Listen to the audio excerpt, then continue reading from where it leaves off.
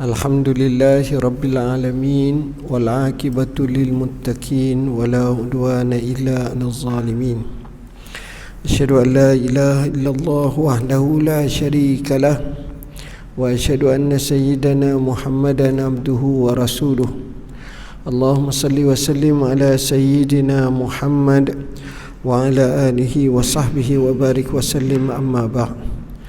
Yang dikasihi ashabul fadilah, tutup guru, para alim ulama, hadirin hadirat, muslimin muslimat yang dirahmati Allah. Kita mulakan dengan Safinatun Najah pada muka surat yang ke-178. Fasal pada menyatakan syarat-syarat Jumaat. Faslun fi syurutil Jumu'ah.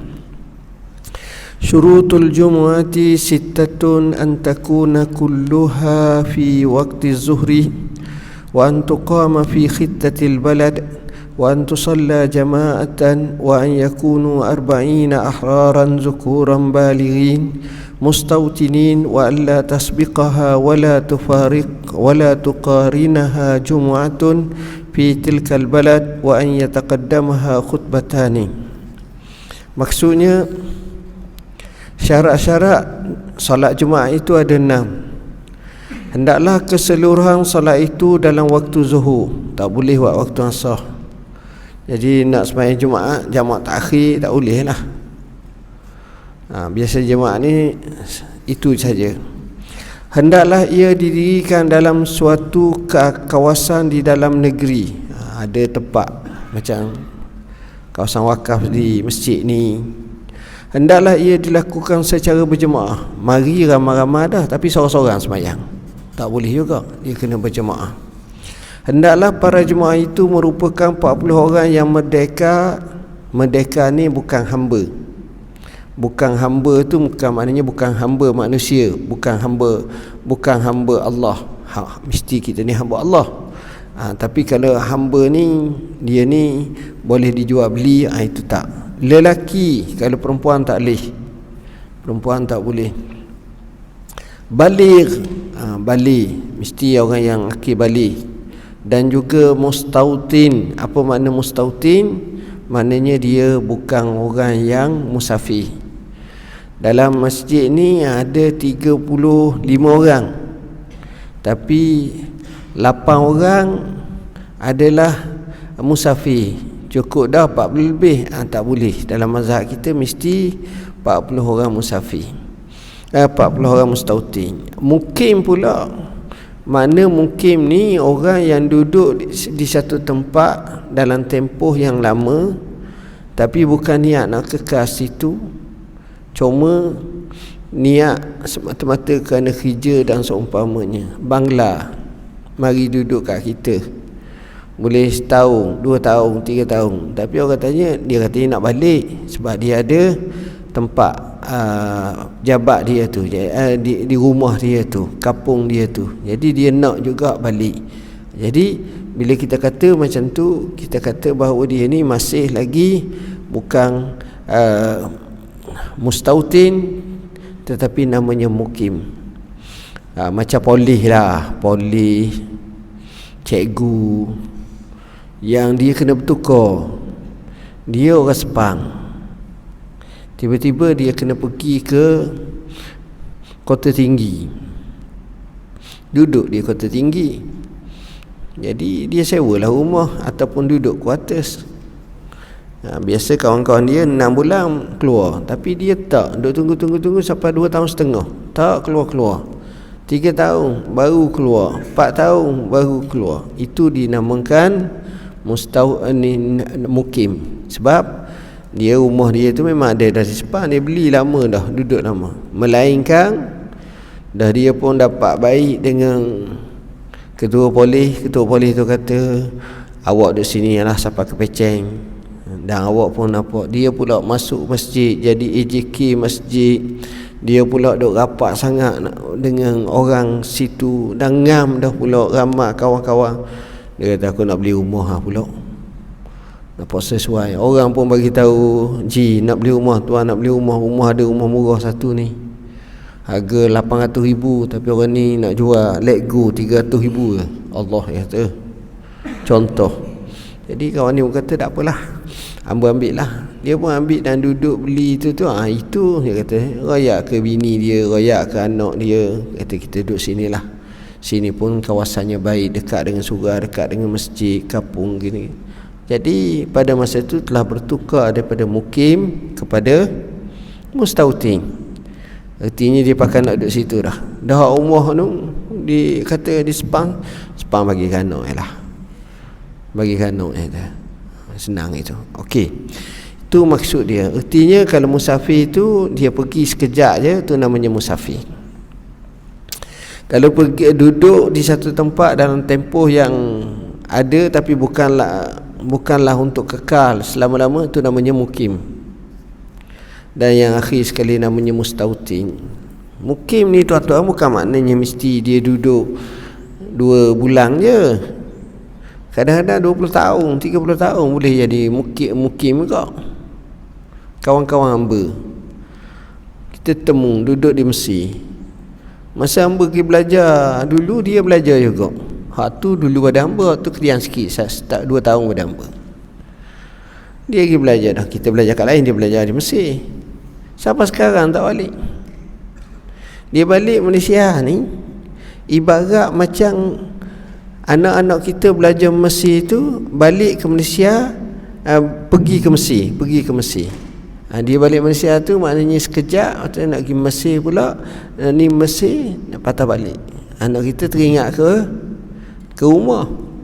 Dia ni teringat ke Mesir. Bila balik nak balik pula Mesir. Tapi dia tetap mukim. Dia tak ambil kerakyatan. Dia masih lagi kerja di sana, tapi dia seronok itu. Itu namanya mukim. Kemudian seterusnya, hendaklah salat Jumaat tidak didahului oleh salat Jumaat yang lain di kawasan tersebut. Salat Jumaat mesti kena macam tu lah. Ni Imam Syafi'i. Semuanya bergantung kepada fatwa negeri masing-masing lah. Hendaklah salat Jumaat itu didahului dengan 2 khutbah. Sibuk macam mana pun kita tak boleh nak tukar, nak kata hari ni kita kena semayang Jumaat dulu, lepas tu khutbah kemudian. Kita buat macam raya, tak boleh. Sebab ini merupakan tasyrik macam itu, mesti dengan khutbah dulu. Khutbah tu tak lewat sekali, kena 2 kali. Wallahu a'lam.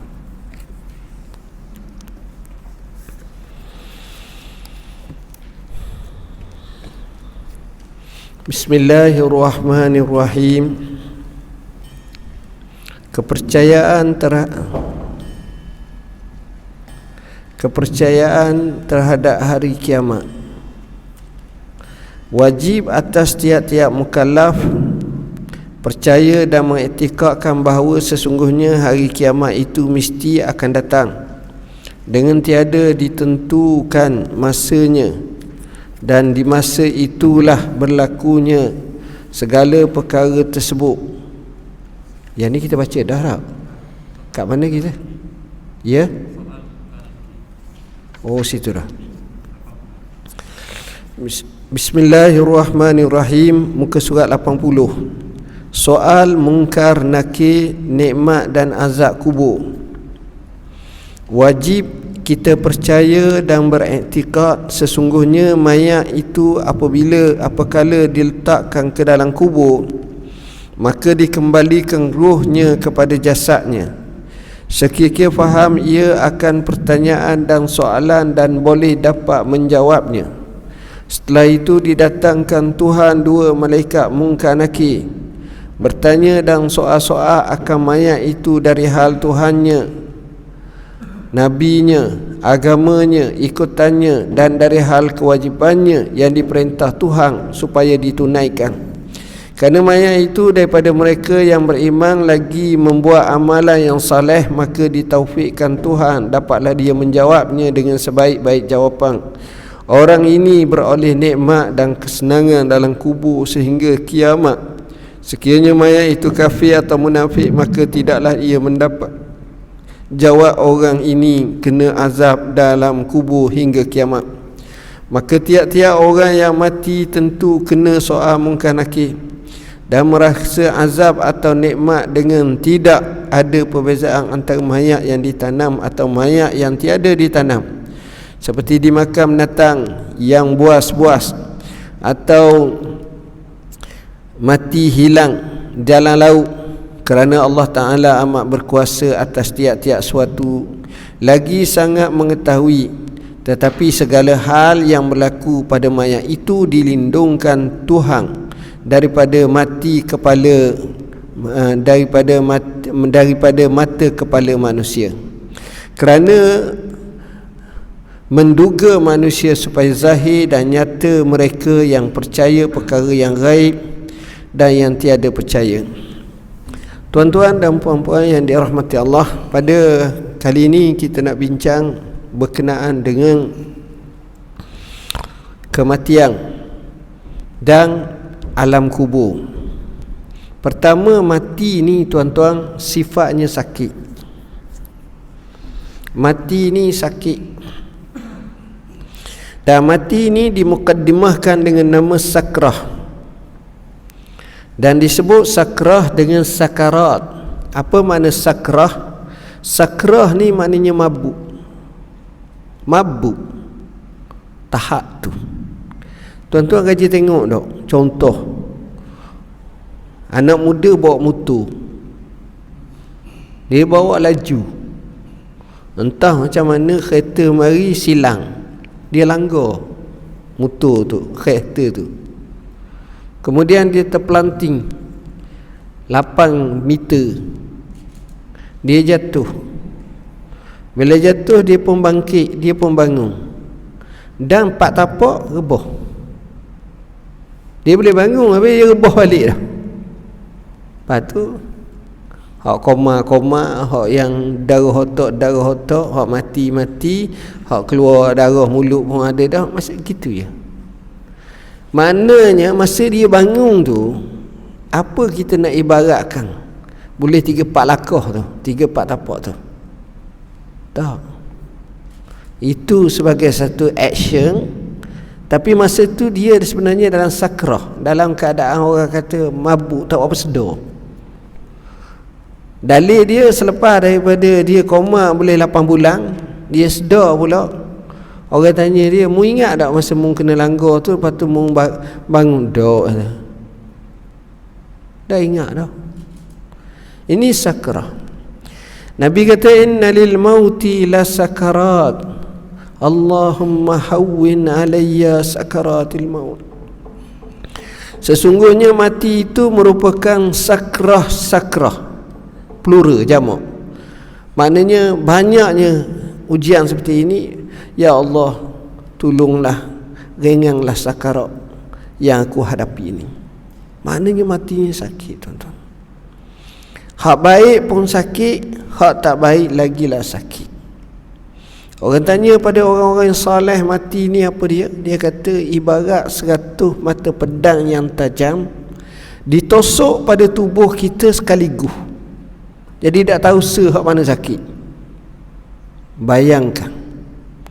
Ada orang kata, apakah makna sakit itu, mati itu? Makna mati itu kalau kita ambil, kalau bahasa Melayu kita agak, ni kata para sahabat, mengambil duri nibung. Kenal duri nibung? Duri salok pun kau anda lah, duri hak panjang tu, duri nibung. Duri nibung tu yang banyak, yang panjang, yang tajam tu, ibarat kita kat mata kain, senang, mata kain. Duri nibung payah nak apa. Mata kain tu diselamkan dalam tubuh kita, dalam kulit kita tu dengan banyak, kemudian ditarik dengan sekuat-kuatnya. Istilah orang Terengganu enggak, disenjoh. Macam tu. Oh, itu sakit. Itulah yang disebut dalam Al-Quranul Karim, wan nazi'ati gharqa wan nasyitati nashta. Nazi'at tu maknanya senjoh. Oh, senjoh ni kalau kita tengok, dia ibarat macam ubi kayu. Siapa tanam ubi kayu, dia nak ambil tu, dia kena retak. Dia merentak dengan kuat tu, dia sentak dengan kuat. Itu maknanya sakitnya, tu mati. Baik, manusia ini Yang kita nak masa tu adalah bila mati dengan satu kalimah yang kita nak, kalimah la ilaha illallah. Dan husnul khatimah ini tak ramai yang dapat untuk menzahirkannya. Dia bukan berdasar pada kita ngapa, bukan. Dia bukan berdasar pada kita tahu, tapi dia berdasarkan kepada iman dan amal kita. Kalau kita beriman banyak dan kita beramal banyak, maka benda tu kita akan boleh. Tapi kalau tak, dia tak jadi. Itu kesangnya daripada kalimat seperti ini. Itu yang kita nak. Manusia ni bila mati, maka di situ dipecahkan kepada dua. Manusia yang baik akan disambut dengan kemuliaan. Manusia yang tak baik, maka dia akan tidak disambut. Iaitu pun ada beza dah antara kedua-duanya. Kemudian mayat ini hendaklah disegerakan untuk dihantar ke kubur. Dia baik pun segera, dia jahat pun segera. Dia baik segera supaya dia dapat cepat. Dia jahat segera supaya kita tak tanggung atas dia. Mana lepas beban ni selesai gitu. Baik, ini antara yang disebut dalam hadis asri'ul janazah. Kamu kena segera dengan jenazah ni. Maknanya proses dia mandi, kapang, semayang, boleh. Perangai akad ni kurang ada kat kita, tapi di negeri Arab ada. Di negeri Arab, setengah-setengah tempat tu mati pukul 8.30 ni, sekejap je, dalam pukul 1 tu boleh tanam dah. Kita 1 esok boleh tanam kadang-kadang. Tu lambat proses. Hak baiknya biar cepat sikit lah. Dan satu rahsia Tuhan, orang mati ni, mayat dia ni sebagai bukti ramai ke sikit orang pergi semayang. Kalau ramai orang pergi semayang, itu petanda ni mayat orang baik. Ada orang ni mari. Cuma yang kedua, tak ramai orang semayang, tak semestinya tak baik. Dia memang tak ramai orang semayang, tapi ada cara lain orang tengok. Hasan Al-Banna hak semayang tak lebih pada 5 orang, 6 orang je, sikit. Sebab dia tak dibenarkan. Tapi ghaliknya orang yang semayang orang ramai ni, ini Allah tunjuk ramai yang datang. Bila ramai yang datang tu salah satu sebab semayang ni kita 8 orang pun kena buat kurang-kurang 3 saf. Bagilah 2, bukan sekaligus lalu. Kena ada fiqh juga, kerana nak ambil hadis Nabi kata siapa dia semayang mayat lebih pada 3 saf, maka ada kelebihan lah kepada mayat tersebut. Baik. Ceritanya manusia ini akan dibawa ke kubur. Bawa ke kubur ni kita ni sunat ataupun kita kata sunat lah secara umum, tapi hak yang wajib tu, hak yang kena bawa tu fardu kifayah lah. Tashyi' al-jinazah. Tashyi' ni maknanya iring jenazah. Iring jenazah ni iring ke depan ke iring ke belakang? Ini khilaf ulama. Ada kata depan, ada kata beriring, ada kata belakang. Ada kata kalau naik kenderaan belakang, kalau jalan duduk depan. Dia terbalik dengan hak atas muka bumi ni. Atas muka bumi ni kalau orang besar, kenderaan duduk depan, hak jalan duduk belakang, macam polis askar gitu semua ni. Contoh. Kemudian kena tanam. Tanam ni dia pakai, hak sebenarnya kalau nak tanam mayat dia pakai liang. Apa makna liang? Liang ni supaya mayat itu lebih teratur, lebih tahan, dan kita tak seksa mayat. Cuma orang Melayu kita kalau dulu dia pakai keranda. Keranda ni kalau kita tengok dia menjadi khilaf di kalangan ulama, boleh ke tidak pakal. Cuma saya pernah dengar beberapa para ulama kata boleh apabila negeri-negeri yang berlaku seperti banjir, tanah hutus, berai banyak ni supaya dapat pelihara. Jadi liang ni ada dua jenis, sama ada liang tepi atau liang tengah. Contohnya kita gali kubur tu 3 kaki dia punya lebar, kemudian kita gali pula dalam 7 kaki.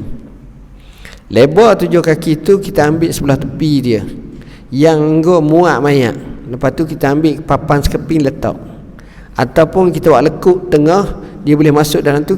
Papan sekeping tu letak atas mayat tersebut, mayat tak kena lah, sebab ada tanah tepi tu. Tujuannya kalau kita tengok selepas kita letak tanah tu, orang duk pijak-pijak, kalau tak tu penyek mayat, kalau tak ada apa-apa. Jadi di situ pun salah satu menghormati mayat. Dan wasiat orang-orang soleh, bila mana aku dikebumikan, kamu duduklah sekadar satu pelapahang kambing ataupun unta. Duduk sekejap.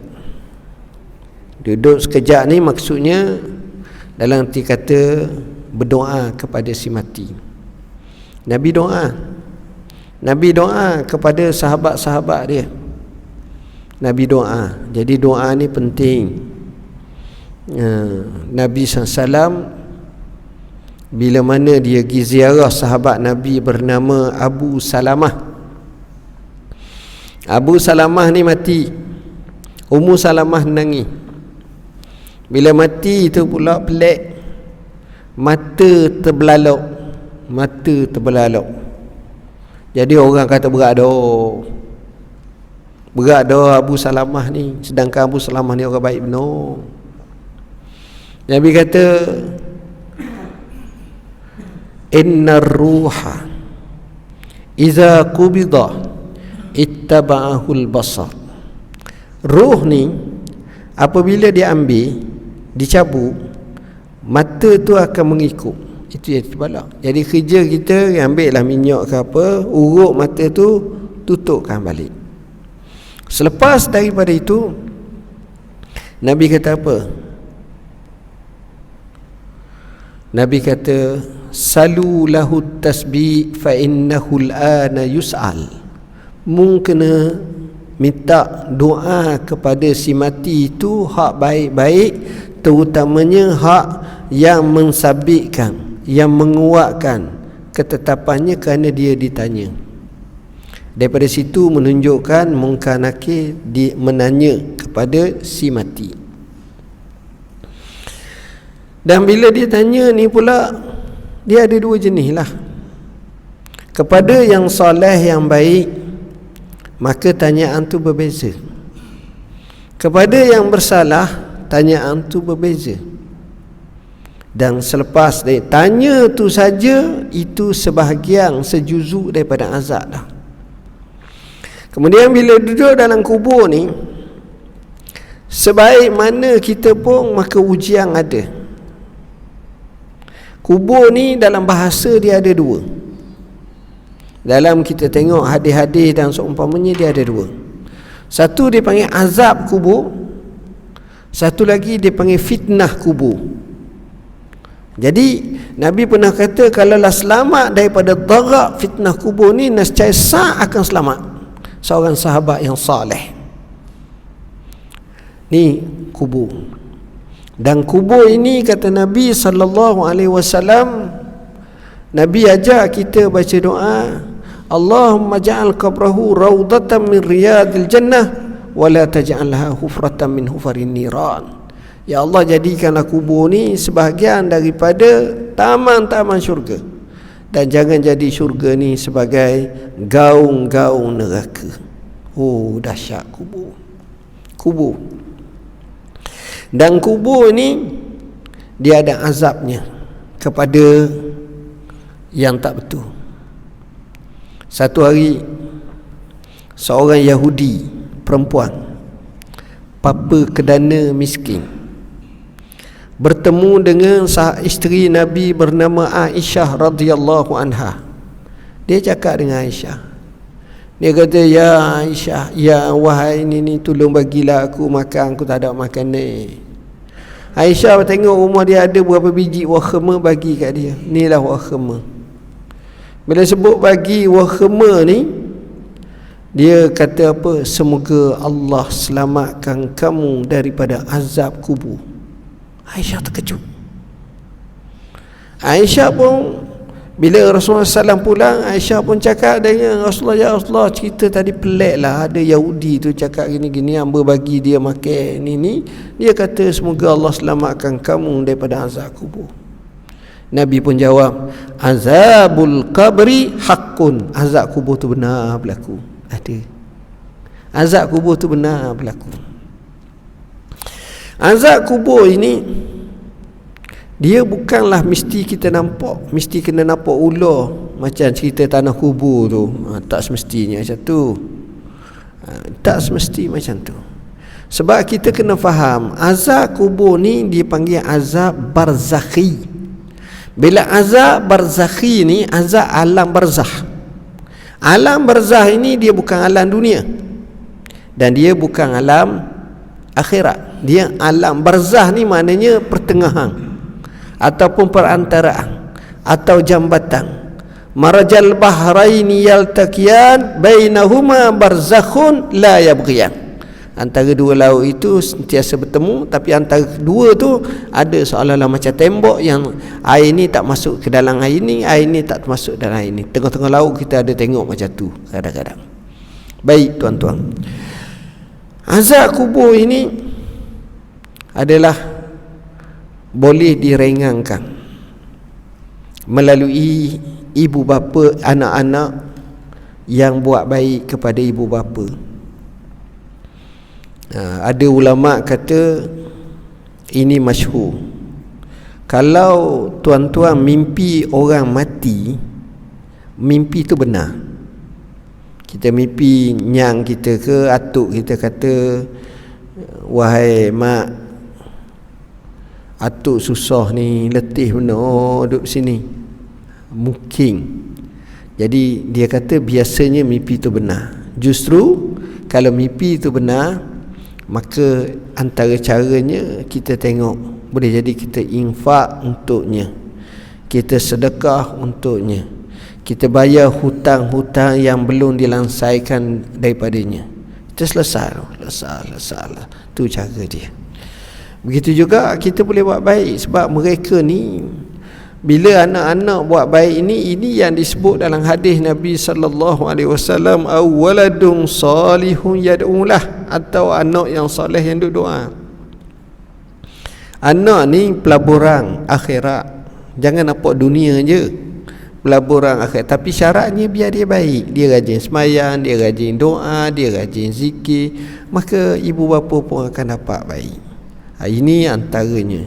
Jadi bila kita sebut adanya soal itu, maka yang berjaya adalah beruntung, dan orang yang tak berjaya adalah berkerugian. Moga-moga Allah selamatkan kita daripada azab kubur. Dengan sebab itulah sahabat, seorang ulama tabi'in, setiap kali anaknya semayang, sahabat tabi'in ini orang alim besar di Madinah, namanya Tawus ibn Kisan. Tawus ibn Kisan atau Kaisan, dikatakan bila anak dia sudah semayang saja, dia tanya anak dia, awak baca tak doa ini? Doa apa abah? Doa Allahumma inni a'udzubika min azabi jahannam wa min azabil qabr wa min fitnatil mahya wal mamat wa min fitnatil masihid dajjal. Satu riwayat wa minal ma'sam wal maghram. Anak dia kata tak baca, sendiri semayang dah. Abah ni akan kata semayang semula. Maknanya dia titik beratkan baca doa ni. Salah satunya azab kubur. Jadi itu sebahagian yang dapat kita sampaikan. Wallahu a'lam.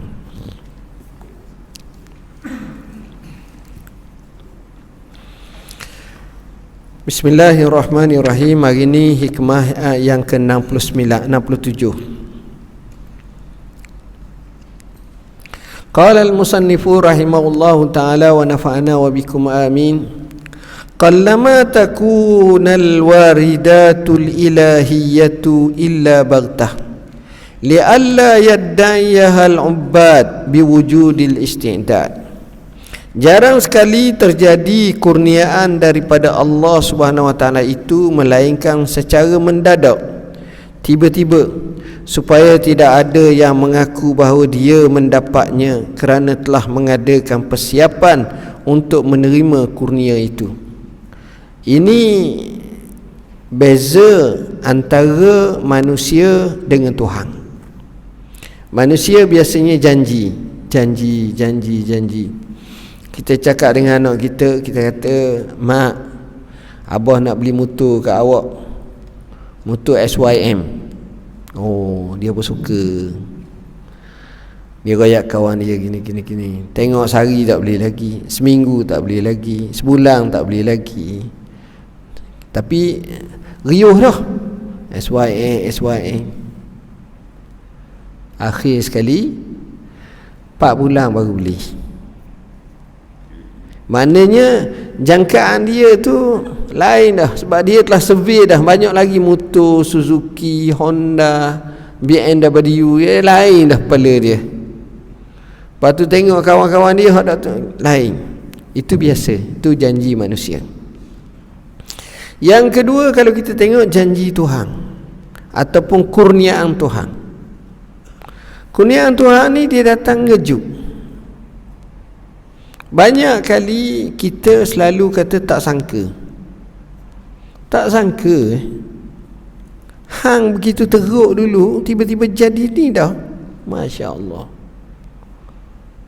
Yang tak sangka. Jadi jarang sekali kurniaan Tuhan ni dalam bentuk yang boleh dijangka, tapi banyak yang tak disangka. Supaya apa? Supaya orang yang dapat tu dia tak dakwa ni kerana usaha aku, tapi ini kerana kurniaan. Dia kata aku telah buat persediaan untuk dapat. Banyak orang buat persediaan. Ni orang nak buat persediaan Olimpik 2020. Tengok-tengok batal, tak boleh buat. Contohlah, tak boleh buat. Sedia 4 tahun, sedia 3 tahun. Oh, budak nak ambil SPM, sedia. Kadang-kadang kita baca betul-betul lah orang-orang yang hebat ambil SPM lah sebagai contoh. Sekolah biasa je. Kadang-kadang dia pun tidaklah buat persediaan sebagaimana orang lain buat persediaan sungguh ni untuk siang, pagi, petang, siang, malam. Tak, tapi dia terbaik sebab ia kurniaan. Cuma kita baca rekod dia, mungkinlah dia rajin sembahyang, dia berdoa, dia ni, tapi dia pun sendiri bila kita tanya, dia menjadi pelajar terbaik seluruh Malaysia SPM tahun ni. Dia sekolah biasa je. Adakah adik jangka adik akan menjadi pelajar terbaik seluruh Malaysia? Akhir kata tak. Kawan-kawan saya ramai cerdik lagi, duduk MRSM, duduk sekolah sains, duduk sekolah kluster. Kluster ada 2 lah. Dulu kluster sekolah-sekolah cerdik ada kluster, sekarang ni kluster COVID. Ada macam-macam kluster, orang duk sebut kluster. Bagi tak apalah. Jadi dia sendiri kata saya tak sangka, tapi Allah bagi rezeki. Tengok. Tak sangka dia sebagai yang terbaik. Allah bagi. Jadi yang ini menunjukkan kepada kita bahawa waridat ilahiyah ni jarang orang duk sangka. Dia datang mengejut. Selalu kita gunakan Allah. Tengok. Tapi sebenarnya apabila seorang itu mempunyai hubungan yang baik dengan Tuhan,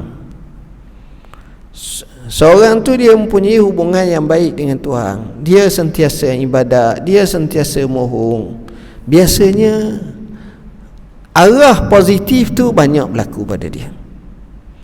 arah positif tu banyak berlaku. Jadi orang pun rasa tak terkejut, oh betul dah, patut pun, memang sesuai sangat, memang giam sebab nampak arah-arah positif. Oleh kerana itu kita katakan bahawa al-waridat al-ilahiyah ni jarang berlaku. Jarang berlaku secara ikut rekod, tak. Ikut biasa, ikut persediaan gini, tak. Dia datang mengejut. Ini kebanyakan. Dia datang mengejut supaya manusia tak mendakwa ni sebab akulah, ni kerana akulah. Dia tak akan timbul isu macam ni. Tuan-tuan dan puan-puan yang dirahmati Allah, kalau kita tengok banyak orang-orang yang mendapat kebaikan dan kelebihan, biasanya dia datang dalam bentuk orang tak sangka. Macam kampung kita, tempat kita, ada seorang tu, orang kata kaya dia, ya Allah. Dulu orang biasa je. Cek betul dia kaya. Cek kenapa dia kaya? Rupa-rupanya antara perangai dia ialah dia selalu ke masjid, selalu tolong orang, selalu buat baik kat orang. Oh, jadi Allah bagi kat dia satu. Dia pun tak sangka Allah bagi kat dia. Akhirnya dia jadi macam tu, kaya. Contoh, kita baca pula, kita tengok pula orang-orang yang naik pangkat tinggi. Orang naik pangkat tinggi, kadang-kadang kita tengok KSU ataupun hak ni hak peringkat federal, hak peringkat negeri biasanya senior lah, tua-tua. Hak ni hak muda-muda naik. Tengok umur baru 42, 43 tapi dapat turus 2, turus 3, tinggi dah. Lebih pada jusa. Kita tengok nampak biasa. Tapi bila kita baca track record dia daripada kecil lagi, nampak bintang dia tu.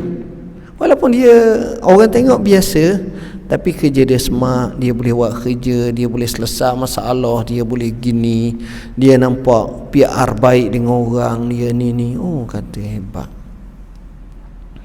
Saya duk tengok, saya ni bukan orang yang pandai dalam bidang kewangan ataupun bisnes dah lalu. Saya duk tengok bila ada sahabat kita duk deal, bincang isu wakaf dengan Menteri Kewangan semalam. Bincang. Kita tengok bila bincang tu mudah. Sebab sama-sama faham. Sama-sama faham dan sama-sama reti, dan tu dapat untuk, kalau tak dapat ya tak ada ayah dah, cukup dah. Kita susah pula ni. Tapi nampak idea tu nampak okey. Jadi di situ saya nak gambarkan pada kita bahawa ada orang-orang yang Allah jadi dia ni, dia menuju ke arah tu, naik hebat macam tu. Cuma ada je ni bakat terpendam. Bakat terpendam ni orang